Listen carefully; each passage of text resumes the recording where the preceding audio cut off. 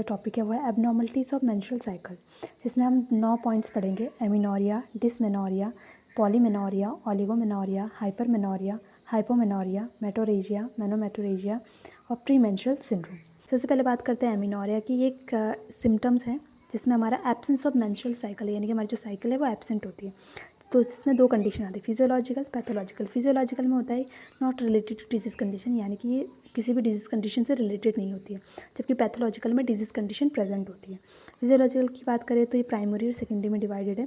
Primary में ये होती है कि एज अगर लेस देन 16 ईयर है और मेंस्ट्रुएशन साइकिल एस्टैब्लिश नहीं हुए हैं तो प्राइमरी के अंदर आएगा। और सेकेंडरी में जैसे due to pregnancy, lactation, menopause, मतलब प्रीवियसली मेंस्ट्रुएशन साइकिल होते थे बट नाउ फिजियोलॉजिकल कंडीशन की वजह से अब मेंस्ट्रुएशन साइकिल नहीं हो रहे हैं तो वो सेकेंडरी के अंदर आ जाते हैं।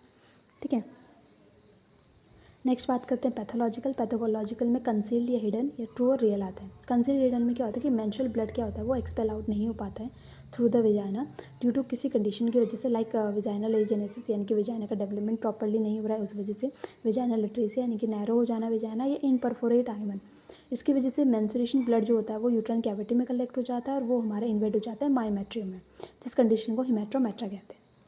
ट्रू रियल में 2 आते हैं, प्राइमरी, सेकेंडरी। प्राइमरी में एज जो है अगर मोर देन 16 ईयर है और मेंस्ट्रुएशन साइकिल एब्सेंट है, अभी भी स्टैब्लिश नहीं हुई है, तो प्राइमरी के अंदर आएगा।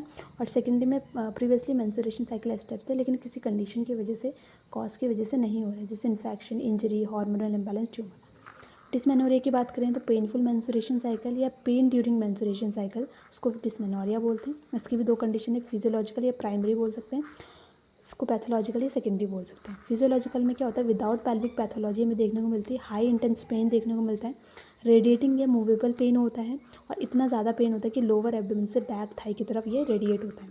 और इसमें सेकेंडरी सिम्टम्स भी प्रेजेंट होते हैं, नोजिया, वॉमिटिंग, डायरिया वगैरह एट्सेट्रा। पैथोलॉजिकल में सेकेंडरी में हमारे पैल्विक की पैथोलॉजी यहाँ पे प्रेजेंट है, यानी कि हमारी डिजीज़ कंडीशन यहाँ पे प्रेजेंट होती है, like tumour, trauma, infection, dull pain होता है और इसमें सेकेंडरी सिम्टम्स जो होते हैं वो एब्सेंट होते हैं। पेन क्यों होता है, देखो ड्यू टू ऑक्सीटोसिन, प्रोस्टाग्लैंडिस, ये क्या है, prostaglandins inhibitors, anxiety, ibuprofen, mefenamic acid लेते हैं इसको इनहिबिटर्स के रूप में। ठीक है, ड्यू टू ऑक्सीटोसिन, प्रोस्टाग्लैंडिस ये क्या करती है, यूट्राइन मसल कॉन्ट्रैक्शन करवाती है, जिसकी वजह से हमारी यूट्राइन आर्टरी कंप्रेस होती है, कंप्रेस होने की वजह से ब्लड सप्लाई डिक्रीज होती है, जैसे ही ब्लड सप्लाई डिक्रीज होगी तो ऑक्सीजन सप्लाई डिक्रीज होती है, एनारोबिक रिस्पिरेशन होगा, लैक्टिक एसिड बनता है और पेन देखने को मिलता है। ठीक है, तो ये हमारी मेंस्ट्रुएशन साइकिल में जो डिसमेनोरिया होता है वो इसके ऐसी इस कंडीशन मतलब इस प्रोसेस के थ्रू होता है, इस तरीके से हमें क्या है डिसमेनोरिया देखने को मिलता है। नेक्स्ट बात करते हैं पॉलीमेनोरिया, एपिमेनोरिया। ये इसमें मेंस्ट्रुएशन साइकिल जो है वो रेड्यूस अप टू 21 डेज़, यानी कि टोटल हमारी जो साइकिल है वो 28 डेज़ की होती है, जिसमें ये 21 डेज़ की हो जाती है और जिसकी वजह से फ्रिक्वेंसी जो होती है मेंस होने की वो इंक्रीज़ हो जाती है। नेक्स्ट बात करते हैं ओलिगोमेनोरिया। ओलिगोमेनोरिया में क्या है, तो मेंस्ट्रुअल साइकिल जो है वो एक्सटेंड हो जाती है अप टू 35 डेज़, यानी कि यहाँ पे जो साइकिल है वो 28 डेज़ की है बट इसमें क्या हो जाती है 35 डेज़ की हो जाती है और जो फ्रिक्वेंसी है वो डिक्रीज़ हो जाती है, यानी कि डेज़ बढ़ गए, यानी कि 2 महीने में कम से कम एक बार देखने को मिलेगा, इस कम फ्रिक्वेंसी कम हो गई। नेक्स्ट बात करते हैं हाइपरमेनोरिया, मेनोरेजिया। इसमें ब्लीडिंग एक्सेस अमाउंट में होती है, other amount of more than 80 ml या ड्यूरेशन मोर देन 7 डेज़। और हाइपोमेनोरिया में ब्लीडिंग जो है स्कैंटी हो जाती है, यानी कि लेस देन 20 ml हो जाती है और ड्यूरेशन जो है लेस देन 2 डेज़ हम बोल सकते हैं। नेक्स्ट बात करते हैं मेटोरेजिया। मेटोरेजिया में क्या होता है, acyclic irregular uterine bleeding with normal amount, यानी कि हमारी असाइक्लिक होगी, इरेगुलर यूट्राइन ब्लीडिंग देखने को मिली बट नॉर्मल अमाउंट में होगी, तो वो मेटोरेजिया में आ जाता है। मैनोमेटोरेजिया में दोनों कंडीशन आ जाती है, मैनोरेजिया प्लस मेटोरेजिया, यानी कि असाइक्लिक भी होगी, इरेगुलर यूट्राइन ब्लीडिंग होगी but excess amount of blood का एक्सेस अमाउंट होता है।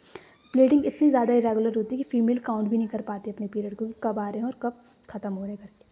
प्री मेंस्ट्रुअल सिंड्रोम ये एक साइकोसोमैटिक डिसऑर्डर है। साइको मतलब होता है मेंटल एंजाइटी, सोमैटिक मतलब होता है फिजिकल सिम्टम्स। तो ये क्या है, एक साइकोसोमैटिक डिसऑर्डर होता है। मेनली जो इसके सिम्टम्स होते हैं वो अपेयर होते हैं ल्यूटियल या सेक्रेटरी फेज के टाइम पे, विदाउट पैल्विक पैथोलॉजी, यानी कि इसके पीछे कोई भी डिजीज़ कंडीशन नहीं आती है और इसकी जो सिम्टम्स होते हैं वो इतने ज़्यादा सीवियर होते हैं कि हमारी जो डेली एक्टिविटी है वो डिस्टर्ब हो जाती है। साइन सिम्टम कैसे होते हैं, फॉर एग्जांपल जैसे nausea, vomiting, anxiety, insomnia, irritability, headache, abdominal pain, constipation, distension, depression. इस डिप्रेशन में SSRI होता है, सेलेक्टिव सेरोटोनिन रिप्टेक इनहिबिटर लिया जाता है फॉर द मेडिसिन। बाकी अगर हमें एमिनोरिया प्रोड्यूस करना है तो डोनाजोल टैबलेट यहाँ पे प्रेफर करते हैं। अगर मेरी वीडियो पसंद आए तो like, share, comment and subscribe my channel. Thank you.